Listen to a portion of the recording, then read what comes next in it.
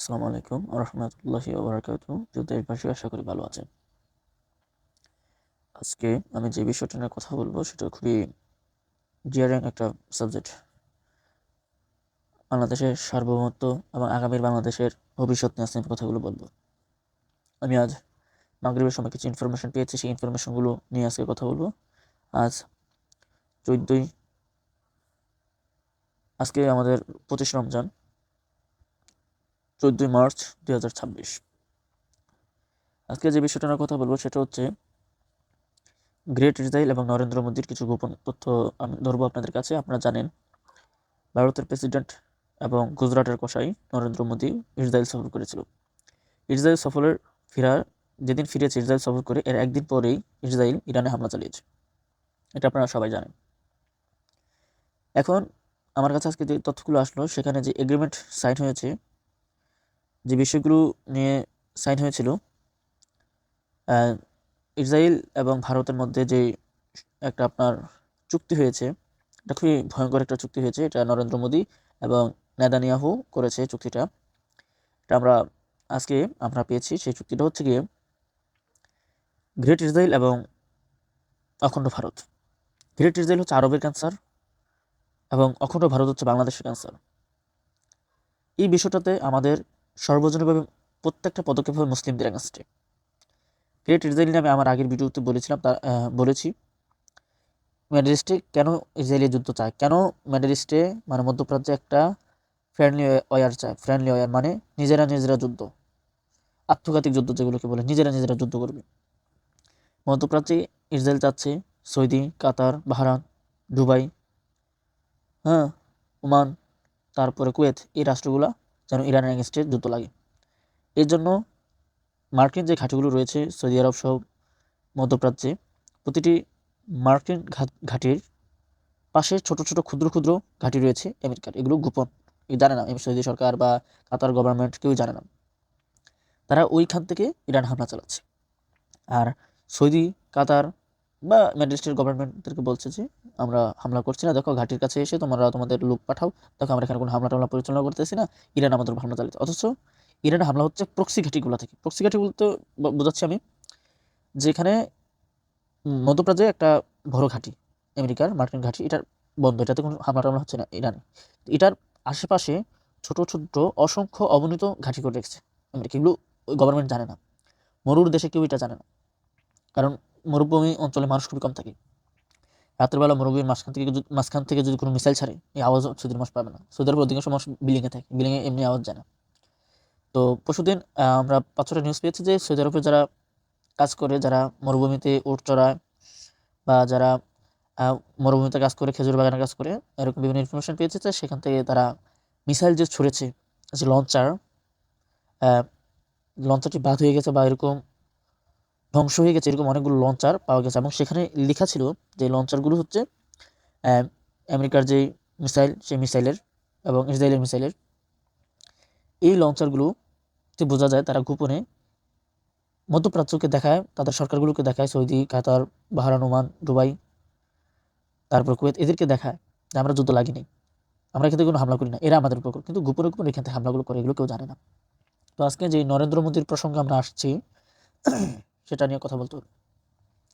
নরেন্দ্র মোদী হচ্ছে গুজরাটের কসাই, সে ইসরায়েলে সফর করেছে। সফরে সে এগ্রিমেন্ট করেছে ইসরায়েলকে গ্রেট ইসরায়েল করার জন্য যত ধরনের সহযোগিতা প্রয়োজন ভারত তাকে দেবে, এবং ইসরায়েলও যেন অখণ্ড ভারত করার জন্য যত ধরনের সহযোগিতা প্রয়োজন তা দেবে। ভারতকে দিতে হবে। আমি আবার বলছি, ইসরায়েলকে গ্রেট ইসরায়েল করার জন্য সম্পূর্ণ ধরনের সকল সুযোগ সুবিধা ইসরায়েলকে ভারত দেবে, সকল ধরনের সহযোগিতা করবে, অস্ত্র দেবে, বিভিন্ন কিছু দেবে। এবং ইসরায়েলও ভারতকে অখণ্ড ভারত করার জন্য সকল ধরনের সহযোগিতা, সাপোর্ট দেবে। মানে তাদের প্রত্যেকেরই লক্ষ্য হচ্ছে অখণ্ড এবং গ্রেট ইসরায়েল তৈরি করা, অখণ্ড ভারত তৈরি করা। এখন গ্রেট ইসরায়েলে যেমন আমার মিডল ইস্টের মুসলিম ভূখণ্ডগুলোর ক্ষতি হবে, আমার রাসূলের ভূমিগুলোর ক্ষতি হবে। সবচেয়ে বেশি গ্রেট ইসরায়েলের অংশ আসছে সৌদি আরবে।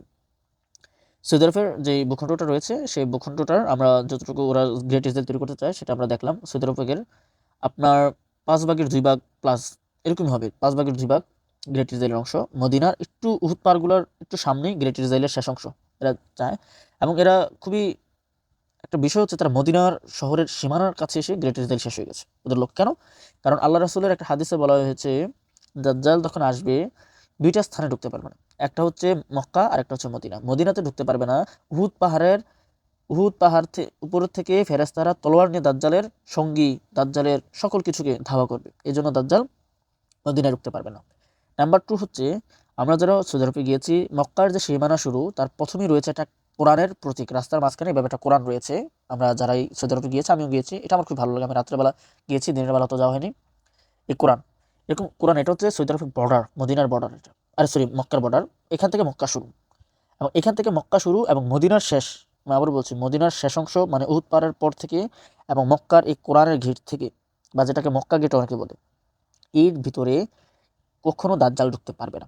দাজ্জালকে কেন্দ্র করে হচ্ছে ওদের গ্রেট ইসরায়েল, যেহেতু ওদের গ্রেট ইসরায়েল দাজ্জালকে কেন্দ্র করে, তাই দাজ্জাল যেন এখানে না ঢুকতে পারে, মাসি উদ্দাজ্জাল তাদের মাসি ঢুকতে যেতে পারবে না, তাই তারা মদিনাকে টার্গেট করে। আর মদিনাকে টার্গেট করলেও কিছু হবে না, কারণ আল্লাহ রাসূলের রওজাকে আল্লাহ নিজেই তাকে নিরাপত্তা দেবে।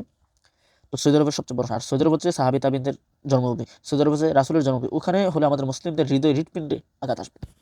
তারপরে নেক্সট স্টেপ হচ্ছে অখণ্ড ভারত। অখণ্ড ভারত হচ্ছে আফগানিস্তান, পাকিস্তান, বাংলাদেশ, নেপাল, শ্রীলঙ্কা, ভুটান, মিয়ানমার একটা বড় অংশ নিয়ে তারা অখণ্ড ভারত গড়তে চায়। এই অখণ্ড ভারত যে গড়তে চায়, সেখানে সবচেয়ে বড় বাধা হচ্ছে নিউক্লিয়ার ওয়েপেন্স বা পারমাণবিক অস্ত্র।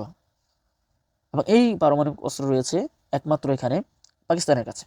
পাকিস্তানের কাছে যেহেতু এই অস্ত্রটা রয়েছে, তাই পাকিস্তানের অস্ত্রগুলোকে ডেস্ট্রয় করতে হবে। এবং ইসরায়েলও চায় পাকিস্তানের পারমাণবিক অস্ত্র ডেস্ট্রয় করার জন্য, মানে ধ্বংস করার জন্য। কেন? কারণ ইসরায়েল চায় না মুসলমানদের হাতে এই ভয়ঙ্কর অস্ত্র থাকুক। ইন্ডিয়াও চায়, চূড়ে চূড়ে মামাতো ভাই। যেমন ইন্ডিয়া এবং ইসরায়েল এই ইস্যুগুলোতে একবারে একমত, তারা তাদের সর্বোচ্চটা দিয়ে কাজ করবে। যেমন তেহরানে যে মানে ইরানে যে হামলাটা হয়েছে, ভারতের গোয়েন্দা সংস্থা সবচেয়ে বেশি তথ্যপাত্র ইসরায়েলকে দিয়েছে, এবং সেটা সবসময় করে। আজকে আমরা যে চুক্তিটা নিয়ে সবচেয়ে আতঙ্কের এবং বাংলাদেশ সার্বভৌমত্ব নিয়ে হুমকি, কিন্তু দুঃখের ব্যাপার হচ্ছে এই সকল চুক্তি সম্পর্কে আমাদের যে গভর্নমেন্ট রয়েছে মাদার চোদারা কিছুই জানে না, এবং তারা এই বিষয়গুলো নিয়ে কোনো পদক্ষেপ তো নেবে দূর, কিন্তু এগুলো ঘালায় না। তাদের একটাই কাজ, কিভাবে চুরি করা যাবে, দেশটাকে লুটপাট করে শেষ করে দেওয়া যাবে। কারণ ভালো মানুষ এদেশে, বা ওসমান হাদি ভাইয়ের মতো যারাই দেশপ্রেমিক, এই দেশের মাটিটা খুবই খারাপ। এই খারাপ মাটিতে কখন ওসমান হাদি বলেন, আল্লামা সাইদি বলেন, ওসমান হাদি বলেন, তারপরে আরবান ফাহাদ আমাদের ভাই বুয়েটের স্টুডেন্ট ছিলেন, সে বলেন, মেজর সিনা বলেন, যারাই বাংলাদেশের এই মাটিতে দেশপ্রেমিক হয়ে জন্মিয়েছে তাদেরকে এই মাটি গিলে ফেলেছে, কারণ এই মাটিটা খুবই দূষিত। ঠিক আমাদের বিএনপির একজন নেতা ছিলেন ইলিয়াস আলী, সিলেটের ওনার বাড়ি, উনি খুব ভালো, ওনাকে এই মাটি গিলে ফেলেছে। এই মাটি একটা খুবই নোংরা একটা মাটিতে আমরা জন্মগ্রহণ করেছি, এখানে যেই এই দেশের জন্য জাতির জন্য গর্জে উঠে, দেশকে ভালোবাসে আঁকড়ে ধরে, দেশের মহাব্বত তার ভিতরে ঢুকে যায়, ওই লোকগুলোকে এই দেশ এবং জাতি এই দেশের মাটি গিলে ফেলে। তো গ্রেট ইসরায়েলের পরে যে অখণ্ড ভারত, অখণ্ড ভারতে বাংলাদেশের এই বিষয়গুলো নিয়ে কোনো কথা হচ্ছে না। এখন আমি দেখলাম কতক্ষণ আগে আমি ভিডিওটা করছি, এই 1 ঘন্টা আগেই দেখলাম নরেন্দ্র মোদীর এই ভিডিওটা নিয়ে বাংলাদেশের বিভিন্ন পত্রিকা ছেড়েছে, যে সে এসে বলেছে যে ইসরায়েল এবং আমাদের সাথে একটাই মাকসাদ, এই গ্রেট ইসরায়েল এবং অখণ্ড ভারত। অখণ্ড ভারত এমনভাবে করবো, আমরা পাকিস্তানকে আগে ধ্বংস করবো, তারপর আফগানিস্তানকে, তারপরে নেপালকে, তারপর নেপাল, বাংলাদেশ, শ্রীলঙ্কা তিনটারে এমনি দখল করে দেবে। ভালো কথাই বলছে, কারণ দখল করা যাবে। কারণ বাংলাদেশের এমন একটা রাষ্ট্রে আমরা জন্মগ্রহণ করেছি যে দেশের সর্বোচ্চ গোয়েন্দা সংস্থা ডিজিএফের প্রধান, সে ডিজিএফের প্রধান হওয়ার যেদিনই সে ডিজিএফের প্রধান হয়েছে, তারপরই ভারত সফরে গিয়েছে, রয়ের সাথে কথা বলেছে। আমরা এমন একটা নিকৃষ্ট রাষ্ট্রে জন্মগ্রহণ করেছি। এই রাষ্ট্রের মানুষগুলো নয়, এগুলো জানোয়ার, এগুলো টপ লেভেল মাদারচোদ এবং শহরের বাচ্চা, এগুলো জন্মের কোনো ঠিক নেই। 1971 যুদ্ধে কতটা ধর্ষণ হয়েছে আমরা কেউই কিছু জানি না, কারণ এদেশের ধর্ষণের প্রতিটি জিনিস হয়েছে ভারত এবং দিল্লির কথায়। এদেশের মুক্তিযুদ্ধের ইতিহাসকে ওই দিনই বিকৃত করা হয়েছে। 1971 সালের পর শেখ মুজিব যখন বাংলাদেশ আসে, তখন এদেশের থেকে অস্ত্র সমরাস্ত্র যা কিছু ছিল সবকিছু চুরি করে নিয়ে গেছে চোরের দল দিল্লি, এমনকি বাথরুমের বদনাটাও ছাড়েনি তারা। আমি যে বইটা রেফারেন্স দেবো, স্বাধীনতার উত্তর বাংলাদেশ পিনাকি ভট্টাচার্যের বই, প্রথম পৃষ্ঠাগুলোতে পাবেন। এছাড়া অনেক বই আমি পেয়েছি। বাংলাদেশে তৈরি হতো পাকিস্তানি আমলে বিভিন্ন সমরাস্ত্র কারখানা। 1971 পরে যখন পাকিস্তানে চলে গিয়েছিল, কারখানাগুলোর মালিক হয়েছিল বাংলাদেশ, এবং এই কারখানাগুলোকে বাংলাদেশের 6টা না 7টা কারখানাকে ধ্বংস করেছিল ভারত, এবং ওই কারখানার যে মেশিনারি এবং অস্ত্র তৈরি করার প্রযুক্তিগুলো এগুলো নিয়ে গিয়েছিল ভারত। শুধু তাই নয়, ওই কারখানা সহ বাংলাদেশের যত অস্ত্র সমরাস্ত্র পাকিস্তানিরা ফেলে গিয়েছিল সবগুলো কিছু নিয়ে গেছে ভারত। তখনও নিয়ে গেছে, এখন নিয়ে যাবে। এবং ভারতের আধিপত্য আগ্রাসন বিগত 15 বছর আমাদেরকে জ্বালিয়ে মেরেছে, এবং সামনেও তা হতে পারে, এটা শিওর 90%। তারেক রহমান তিনি যদি চান, আল্লাহ যদি তারপর রহমত করেন, তিনি যে আগ্রাসন আধিপত্যকে রুখতে চান, আল্লাহ যদি খালি কবুল করে, তাহলে কাজ হয়ে যাবে, আল্লাহ ভালো জানেন। এখন বাংলাদেশ সরকারের কি করা উচিত?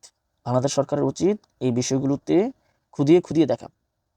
এখন আমরা যারাই আছি, এই দেশের মানুষ যারাই আছি, তারা এখন কি করবো আল্লাহ ভালো জানে। এখন আমার যে বিষয়টা, বাংলাদেশের উচিত এখন এই বিষয়গুলোকে থ্রেট, এগুলো বাস্তবিক থ্রেট।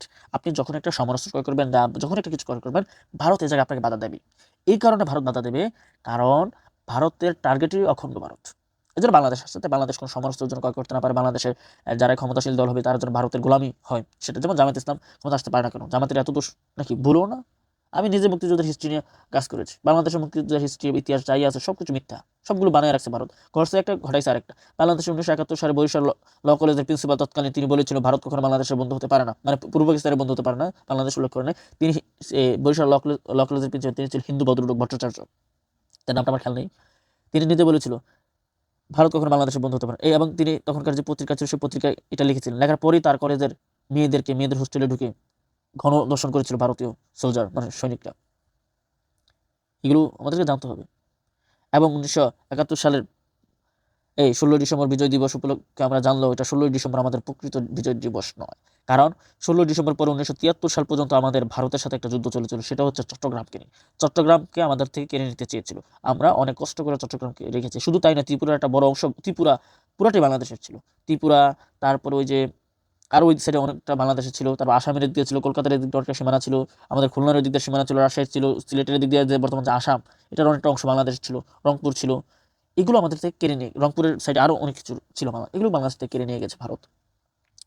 এখন বাংলাদেশ গভর্নমেন্টের এই বিষয়গুলো নিয়ে যে পদক্ষেপগুলো নেওয়া উচিত, কারণ আমরা জানি বিএনপিতে অনেক স্পাই রয়েছে ইন্ডিয়ান এজেন্ডা বাস্তবায়ন করার জন্য কাজ করে, যেমন খলিলুর রহমান, ওনার কাজ হচ্ছে পশ্চিমা এজেন্ডা বাস্তবায়ন করা। সে বাংলাদেশকে পুটকি মেরে দিয়েছে আপনার 9 ফেব্রুয়ারি 2026-এ। তিনি ভারতের সাথে আমেরিকার সাথে যে গোপন চুক্তিটা করেছে, এটাতে এমন কিছু চুক্তি করেছেন যেখানে আমেরিকাকে নারাজ করে আমরা কিছু করতে পারি। এই চুক্তিগুলো যখনই শুনলাম, এই চুক্তিগুলোর সাথে একটা মিল রয়েছে। 1923 সালে যখন তুরস্ক আমেরিকার সাথে একটা চুক্তি করেছিল, 100 বছর তেল গ্যাস তুলতে পারবো না, 100 বছর বা আমেরিকার গোলামি করতে হবে, আমেরিকা খেতে হবে, আমেরিকা যে বলবে তার সাথে চলতে হবে, আমেরিকার কথা উঠতে হবে, আমেরিকার কথা বসতে হবে। এর জন্য তুরস্ককে 100 বছর গোলামি বানিয়ে রেখেছিল, এবং তুরস্কের তেল গ্যাস এগুলো যেন না তুলতে পারে। তো বাংলাদেশকেও আমেরিকা 100 বছরের গোলামি বানাবে, 100 বছরের গোলামি বানাবে, আমেরিকার একটা ঘাঁটি হিসাবে তৈরি করবে, এটা আমি মনে করি। কারণ খলিলুর রহমান মাদারচোদদের কাজই হচ্ছে এটা, এবং তারা এই সরকারে ঢোকাটাই হচ্ছে আমেরিকার এজেন্ডা বাস্তবায়ন করা। বাংলাদেশের বিএনপি সরকার অনেক ভারতীয় লোক রয়েছে, কিন্তু এখন এই সরকারের কী করা হচ্ছে? এই সরকারের হচ্ছে সবার আগে আমাকে নেওয়া, আমাকে তারেক রহমানের প্রতিরক্ষা উপদেষ্টা বা প্রতিরক্ষা অ্যাডভাইজার বা যে কোনো একটা ঘাতে। আমি জানি বাংলাদেশ ইন্ডিয়াকে কীভাবে কন্ট্রোল, 5টা বছর ভারতের আগ্রাসন আধিপত্য হাসিনা ফেসিবাদের এগেনস্টে আমি কাজ করেছি। আমরা জানি ডিফেন্স কীভাবে কাজ করতে হয়, প্রতিরক্ষা নিয়ে কীভাবে কাজ করতে হয়। বাংলাদেশের চোখ বন্ধ করে একটা অফার গ্রহণ করো। 2017 সালে বাংলাদেশকে এবং পাকিস্তানকে চীন সেম অফার দিয়েছিল।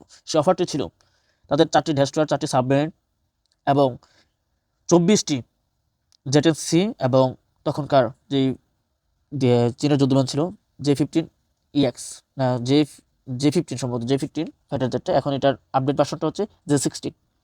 এইটা দিয়েছিল এই 18টা না 20টা, এর 24 করে 48টা, এরকম একটা অফার দিয়েছিল। পাকিস্তানকে দিয়েছিল, বাংলাদেশকেও দিয়েছিল। এবং তারা বলেছিল প্রথম 1 বছর কোনো টাকা পরিশোধ করতে হবে না, আস্তে আস্তে তোমরা ঋণের মাধ্যমে 5 বছর 6 বছরে আমাদের এই টাকাটা পরিশোধ করে দিও। সেখানে 5টা ডিজেল অ্যাটাক সাবমেরিন করতে হতো। বাংলাদেশকে যেই অফারটা দিয়েছিল সেম অফারটা পাকিস্তানকে, এবং শুধু তাই নয়, এয়ার ডিফেন্স সিস্টেম SQ-9, তারপরে short range air defence system বাংলাদেশে আছে, তারপরেও তারা দিয়েছিল।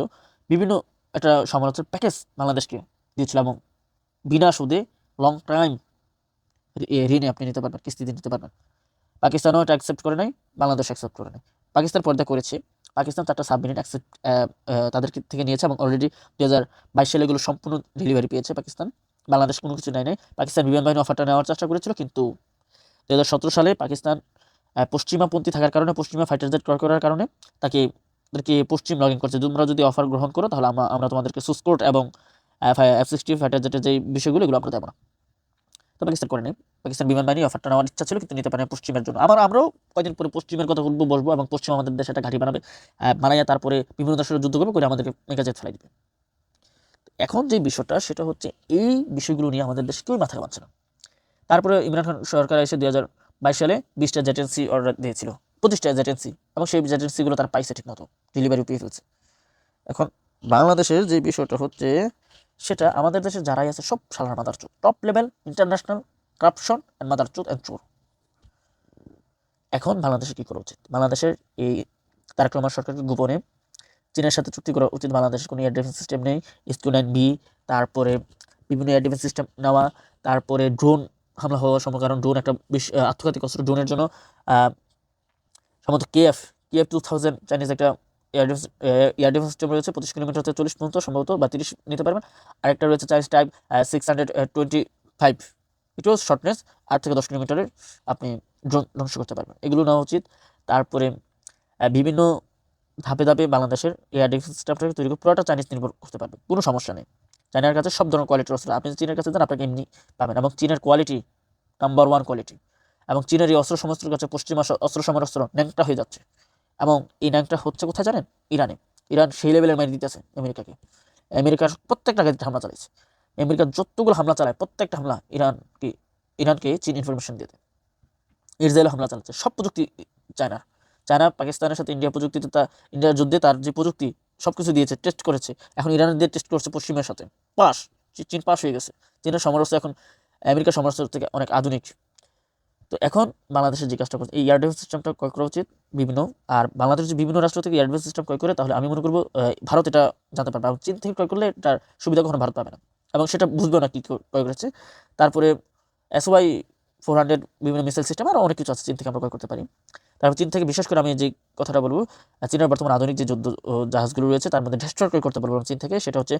টাইপ সেটা হচ্ছে টাইপ 005 ডেস্ট্রয়ার। এটা খুব ভালো মাপের, এরকম 4টা ডেস্ট্রয় করতে পারে। আমি মনে করি বাংলাদেশের অন্তর্বর্তীকালীন সরকার যে আমেরিকার সাথে দক্ষিণ কোরিয়ার সাথে যে চুক্তিটা করেছে সাবমেরিনের 6টার, খুবই ভালো চুক্তি করেছে। এখানে একটা জিনিস AIP, এয়ার ইন্ডিপেন্ডেন্ট পপুলেশন, সম্ভবত আমি AIP এর ফুল মিনিংটা আসছে না, এয়ার ইন্ডিপেন্ডেন্ট পপুলেশন, এরকম একটা বিষয়। এটা যুক্ত করতে হবে। এটার মানে হচ্ছে 3 থেকে 4 মাস সাবমেরিনটা পানির নিচে ডুব দিয়ে থাকতে হবে, না হলে আমাদের এগুলো ডুব দিয়ে 1 দিন 1.5 দিন পর আবার উঠতে হবে। এটা খুবই সাবমেরিনের স্ট্যাক মিশনের জন্য এটা খুবই ক্ষতিকর, এবং শত্রুর লাডারে ধরা পড়বে এবং ধ্বংস করে ফেলবে না। তাই বাংলাদেশের উচিত এই অন্তর্বর্তী বর্তমান বিএনপি সরকারের এই দক্ষিণ কোরিয়ার সাথে এই চুক্তিটার সাথে একটু আপডেট করার, এইভাবে করার, এটা বেস্ট হবে। তারপরে চীন থেকে যদি পারে এই বিএনপি সরকার আরও 4টা সাবমেরিন অর্ডার দিতে পারে। 10টা অলরেডি সাবমেরিন এমন একটা আত্মঘাতিক অস্ত্র, এটা আপনি প্রচুর ভয় পায়, আর সাবমেরিনকে সারা দুনিয়া ভয় পায়, একটা হামলা করলে শেষ। এবং চাইনিজ সাবমেরিন খুবই ভালো, কারণ 2022 সালে চাইনিজ সাবমেরিনে ভারতের কিউ ক্লাস সাবমেরিনকে ডিটেক্টিভ করছে এবং টার্গেটে ফেলে দিয়েছিল। আপনার এটাকে বলে টার্গেট একবার হিট করেছিল, মানে টার্গেট হিট খেলে এখন চুজ যাবে, আর মানে লক করেছিল, টার্গেট লক করেছিল। তো এই বিষয়গুলো আমাদেরকে জানতে হবে ভাই, না জেনে আমরা লাফাই। তো বাংলাদেশের এই নরেন্দ্র মোদীর এই থ্রেটটাকে, আজ হোক কাল হোক, এটা হবেই। বাংলাদেশে ওরা হামলা করবেই, ওদের সাথে আমাদের যুদ্ধ হবেই। এবং যুদ্ধ বিমানের ক্ষেত্রে চোখ বুঝে ইউরো সরকার যে 12টা ইউরোপীয় টাইফুন করে গেছে, এটার সাথে আপডেট করার কথা বলবো আমি এই বিএনপি সরকারকে, যে সুসকোট, যেটা আমার 10 টাকা বেশি লাগুক, সুসকোট আমাকে দিতে হবে ইউরোপীয় টাইফুনগুলো থেকে। তারপরে J-60 ফাইটার জেট, সেটার খুব ভয়ঙ্কর একটা ফাইটার। আমাদের যে 16টা J-60 থাকে ভারতকে খাই দিতে পারবো কেন? এই 2025 সালের ডিসেম্বর মাসে বা নভেম্বর মাসে J-60 ফাইটার জেট, একটি J-60 2টি F-35কে প্রশান্ত মহাসাগরে দৌড়াইছে, মানে ইয়ারস্টেক মিশনে, ডিপস্টেক মিশনে আপনার F-35কে ডিটেক্ট করে ফেলাইছে এবং টার্গেট লক করে ফেলছিল। এই J-60 এত ভয়ঙ্কর একটা ফাইটার জেট, এটা নিয়ে মার্কিনী যেই পাইলটগুলো ছিল এগুলো নিয়ে 2 দিন এদের বৈঠক হয়েছে J-60 নিয়ে, এবং স্পেশালি গোয়েন্দা সংস্থা পাঠিয়েছে America J-60 A to Z জানার জন্য কেন ওরা ব্যর্থ হচ্ছে, স্পাই অপারেশন যেটাকে বলা হয় J-60কে নিয়ে। J-60 এত ভয়ঙ্কর একটা ফাইটার জেট, এবং টিনা ফাইটার জেট বলে এত ভয়ঙ্কর হওয়ার শর্ত, এগুলোর কোনো মার্কেটিং নেই, পৃথিবীতে কোনো ইয়ে নেই। J-60 ওয়ার্ল্ডের বেস্ট কোয়ালিটির এই আপনার এই যুদ্ধবিমান, এটাতে আপনি PL-15, PL-18, PL-17 সকল ধরনের মিসাইল পাবেন।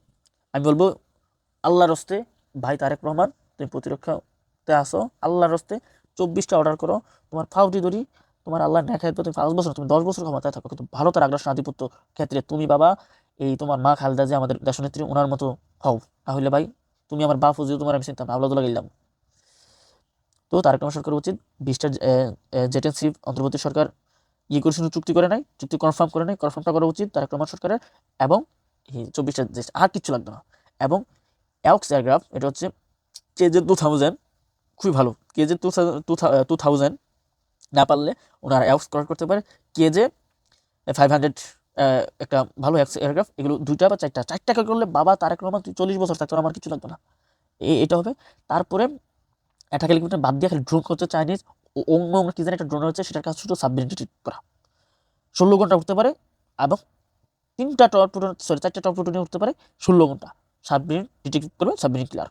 এই ড্রোনটা ক্রয় করতে হবে 6-7টা বা 10টা, বা যত টাকা লাগুক, বা তারেক রহমান কাজই করো। আরেকটা হচ্ছে প্রশান্ত মহাসাগরের জন্য, আমাদের বঙ্গোপসাগরের জন্য ডেস্ট্রয়ার, সাবমেরিন, পাশাপাশি এই যে আপনার করবেট, এগুলো কিনবো। কিন্তু মেরিটোল পেট্রোল এয়ারক্রাফট, এটা সম্ভবত জাপান এবং আমেরিকা তৈরি করে, 2 দেশ থেকে ক্রয় করতে পারে।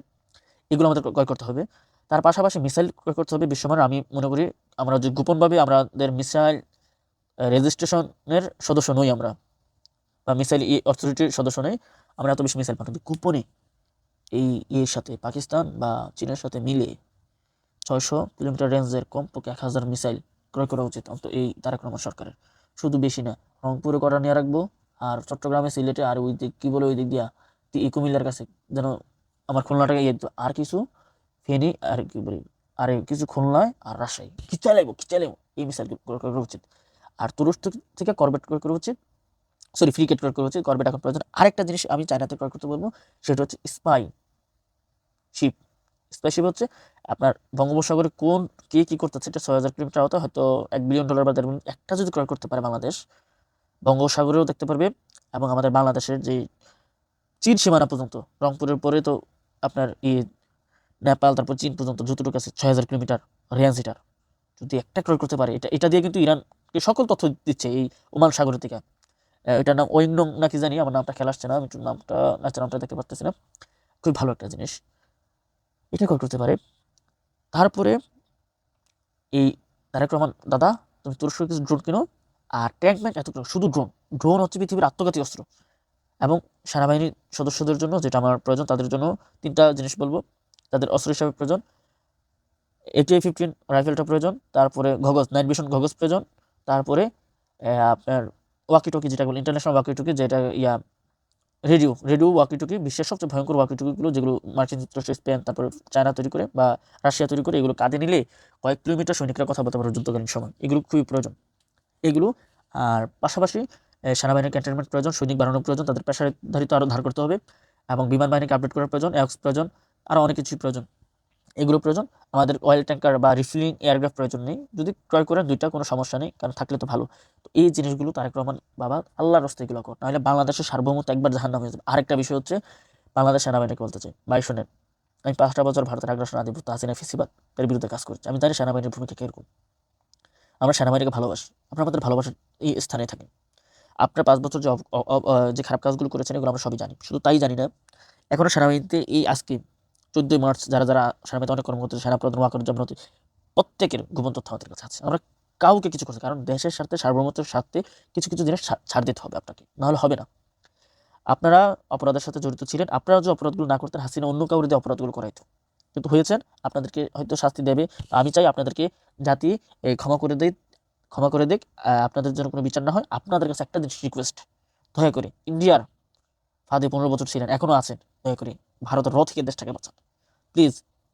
সেনাবাহিনীর বেহরা থেকে দেশটাকে বাঁচান। যারা সৈনিক রয়েছেন, সৈনিকরা যদি আমার ভিডিওটা দেখেন, আল্লাহর হস্তে, আপনারা জানেন আপনাদের অনেক বড় বড় অফিসার, মেজর জেনারেলরা রয়ের এজেন্ট হিসেবে কাজ করতেছে, রয়ের হানি টিপে পড়ে গেছে, সেনাবাহিনীর যারা হানি টিপে পড়ে গেছে, কিচ্ছু হবে না। আর্মি বাংলাদেশের বুড়া মানুষ পর্নোগ্রাফি দেখে, আর আপনারা আমি এইতে দিয়েছি, কিচ্ছু হবে না ভাই, তুই আমার দেশের লেগে কাজ কর, তোর কিচ্ছু লাগতো না। আপনাদের টাকা পয়সা দরকার হলে নিজেদের ভারী গড় সব বিকতে দেবো, দেশ আমার লাগবে। আমার দেশ, আমার জাতি, আমার সার্বভৌমত্ব, আমার দেশের প্রতিটি নারীর সম্মান, মান সম্মান, ইজ্জত দেশের, রাষ্ট্রের সার্বভৌমত্বের উপর ডিপেন্ড করে। আপনার সার্বভৌমত্ব যদি শত্রু দ্বারা হামলা হয়, সর্বপ্রথম এদেশের নারীরা তাদের ইজ্জত হারাবে, এদেশের হাজারো মানুষ তাদের জীবন যাবে। তাই সেনাবাহিনী ভাইদেরকে বলছি, আপনাদের ভিতরে যারাই যত অপরাধ করেছেন, দয়া করে একবার কাম ব্যাক করেন, আমরা আপনাদেরকে সর্বজনীনভাবে ক্ষমা করে দেব। এবং যারা সৈনিক রয়েছেন, আপনাদের মেজর জেনারেলদের দিকে থাকবেন, তারা যা বলে তা শুনবেন, কিন্তু ওইটুকু শুনবেন যতটুকু দেশ এবং জাতির কল্যাণে, ওইটুকু শুনবেন না যেটা ভারতের আধিপত্য, আগ্রাসন এবং রাষ্ট্রের বাইরে যায়। তখন আপনারা কি করবেন এটা আপনারাই ভালো জানেন। কারণ সকল সময় সকল সিদ্ধান্ত উপরের মানা যায়, কিছু সময় নিজের সিদ্ধান্ত নিচ্ছে, বা কিছু সময় নিজের ভয়ঙ্কর কিছু পদক্ষেপ নিতে, যা রাষ্ট্রের সার্বভৌমত্বের জন্য, রাষ্ট্রের জন্য, দেশের জন্য, জাতির জন্য কল্যাণময়। কারণ মেজর জেনারেল যদি কোনো আকাম কুকাম করে, তাদের টাকা পয়সা যেভাবে কামাইছে, ছেলে সন্তানে বিদেশ চলে যাবে, কিন্তু আপনি সেনাবাহিনীর সৈনিক, আপনার এই দেশে থাকতে হবে, আপনার এমন টাকা পয়সাও নেই বউ বাচ্চা নিয়ে বিদেশ যাওয়ার। আর এই দেশ আক্রান্ত হলে মানে আপনার বউ বাচ্চা, ছেলে সন্তান, মা বোন যা আছে সব আক্রান্ত হবে। তা আপনারা ওইভাবেই কাজ করবেন। আর সেনাবাহিনীর কাছে বিশেষ করে একটা জিনিস চাই, সেটা হচ্ছে আপনার একটা জিনিস চাই, সেটা হচ্ছে র কীভাবে কাজ করে সব আপনারা জানেন, আপনাদের আন্ডারে র কাজ করে। র এর সর্বোচ্চ নেটওয়ার্ক আপনাদের হাতে। দয়া করে আপনাদের হাত জোর করে বলি, রকে গোপনে মিশানে আপনারা শেষ করে ফেলেন, এদেরকে মেরে ফেলেন। এবং কারা কারা রয়ের সাথে কাজ করে সব আপনারা জানেন, সব কিছু আপনাদের কাছে ইসরায়েলের প্যাকেজ আছে, সব কিছু আমরা জানি তো। সেনাবাহিনী ভাইদেরকে দেশের স্বার্থে, জাতির স্বার্থে আমরা অনেক কিছু, আপনি ঘুষ খাইছেন বাংলাদেশের টাকা, আপনি খান, আমার কোনো সমস্যা, আপনি আমার দেশে কাজ করেন, দেশের সৈনিক, আপনি টাকাটা খাইছেন, ঘুষ খাইছেন, অবৈধ, আমার কোনো সমস্যা নেই, সব মাফ করে দেন, আমার দেশটা লাগবে আগে, আমার সর্বপ্রথম আমার দেশ। তাই আপনারা আপনাদের মতো কাজ করেন। আপনাদের প্রতি আমাদের রিকোয়েস্ট, এমন কিছু করিয়েন না যেন জনগণ এবং সেনাবাহিনী কখনো ভার্সেস হয়, বনাম হয়, একে অপরের বিরুদ্ধে যায়, এরকম কিছু না। এমন কিছু করেন যেন সেনাবাহিনী এবং জনগণ একে অপরের বুকে আসে, এটা করেন ভাই। আর এই জন্য বলছি ভাই, আপনারাদেরকে দোয়া করি। এবং নৌবাহিনীর যারা আছে তাদের ভিতরে মুনাফিক আছে, নৌবাহিনী, এয়ারফোর্স, বিমান বাহিনী, নৌবাহিনী, সেনাবাহিনী, সবার ভিতরে এগুলো ঠিক করেন। আর পুলিশের ভিতরে যারা আছে তাদেরকেও ধরবেন। সেনাবাহিনীকে আমরা ভালোবেসে এসেছি, চিরকাল ভালোবাসবো। আপনারা আমাদের ভালোবাসার পাত্র, আপনারা আমাদের সম্মানের চোখে আপনাদের দিকে আমরা তাকাই। আমি জুলাই যুদ্ধ, আমাকে যখন গুলিটা করেছে আমাকে সেনাবাহিনী করেছে,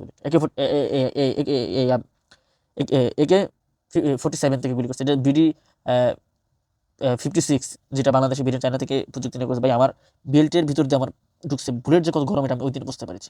ভাগ্যটা বলে আমার বেল্ট, প্যান্ট, আন্ডারওয়্যার মানে বেল্টের উপর পড়ছে, বুলেটটা ঢুকে নেই, অনেক দূর থেকে গুলিটা করেছে। এভাবে ধনুকের মতো ছিল, ওইখান থেকে এবার ঠুস করে গুলিটা করছে, ঠুস করে গুলিটা করছে আমার। আল্লাহ ভালো, হয়তো যেই বুলেটটা আমার উপর পড়েছে, হয়তো এটা যে ভারতে কোনো সমস্যা ছিল, এই জন্য সম্পূর্ণ শক্তি হয় নাই, হলে ভিতরে ঢুকে দিত, জানি তো এগুলো কিছু কিছু। তো সেনাবাহিনীর কাছে এটাই রিকোয়েস্ট, আপনারা একটু দেশটার জন্য কাজ করবেন।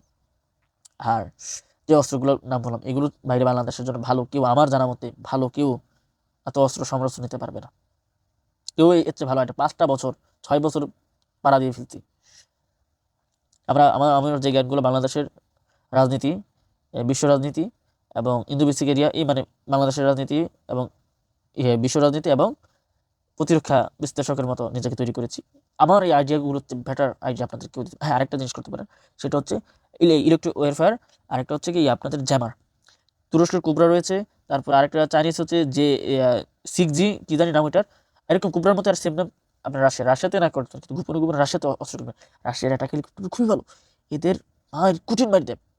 A52 হেলিকপ্টারটাও নিতে পারেন, তারপরে MI-35টাও খুবই ভালো হেলিকপ্টার, এটাও নিতে পারেন। এই দুইটা হেলিকপ্টার আপনাদের বলে দিলাম, নিতে পারেন। বা MI-28 আপডেট ভার্সন, এগুলো গোপনে চীনের সাথে আতাত করে কাজ করে ফেলান ভাই। আর চীনের সাথে বেশি বেশি সমর্থন করেন।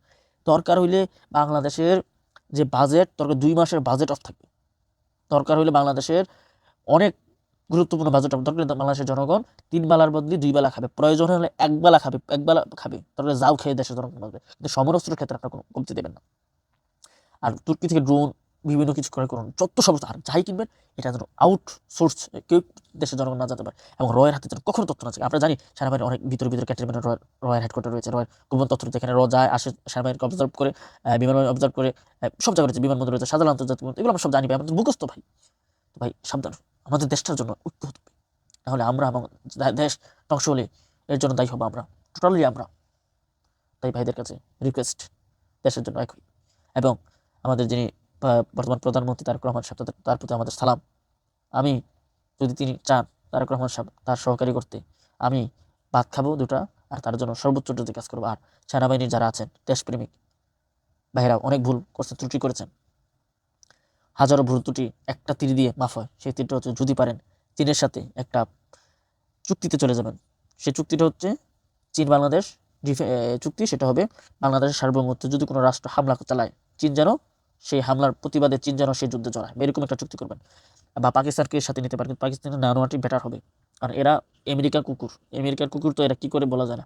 চীনকে নিলে চীনকে বলে দেবেন যে তোমার সাথে আমার একটা চুক্তি হবে, গোপন চুক্তি, যখনই বাংলাদেশে কোনো রাষ্ট্র হামলা চালাবে, তুমি বন্ধু হিসাবে বাংলাদেশের সার্বভৌমত্ব হামলাটাকে নিজের দেশের হামলা মনে করতে হবে, করে বন্ধু রাষ্ট্র হিসাবে চীন বাংলাদেশ প্রতিরক্ষা চুক্তি এবং বন্ধুত্বের খাতিরে তুমি ওই যুদ্ধে জড়াইবা, এরকম একটা ডকুমেন্ট আপনার করবেন, করে গোপনে চুক্তিটা করে ফেলবেন। তারেক রহমান সরকারকে বলবো, এটাই যথেষ্ট। আর যত বেশি আপনারা জিনিসপত্র ক্রয় করতে পারেন, যত বেশি ট্যাঙ্ক ক্রয় করেন, আমার কোনো আশা নেই, কারণ ট্যাঙ্কে থেকে ড্রোন খুবই ভালো কাজ করে। এবং ড্রোনের যদি আপনার পায়, ইলেকট্রিক ওয়ারফেয়ারের সাপোর্ট পায়, মানে আরে রেডিও সাপোর্টটা যদি পায়, ড্রোন নেটওয়ার্ক সাপোর্টটা খুবই ভালো হয়। তাই ভাই এগুলো ক্রয় করবেন। তাই আপনাদের প্রতি আমার সম্মান এবং আপনাদের প্রতি আমার স্যালুট, দেশ ও জাতির প্রতি। দয়া করে নরেন্দ্র মোদীর এই থ্রেটটা 100%, কারণ বাংলাদেশ থেকে মাত্র 600 কিলোমিটার দূরে ইসরায়েলের যেই অস্ত্র শস্ত্র আছে তার 85% অস্ত্র সমরাস্ত্র এই ভারতে তৈরি হচ্ছে, এবং ইসরায়েলের এখানে রিচার্জ সেন্টার রয়েছে, অস্ত্র সমস্ত রিচার্জ করে তারা তৈরি করে, সব ইসরায়েলের শহরের বাচ্চারা ভারতে আছে।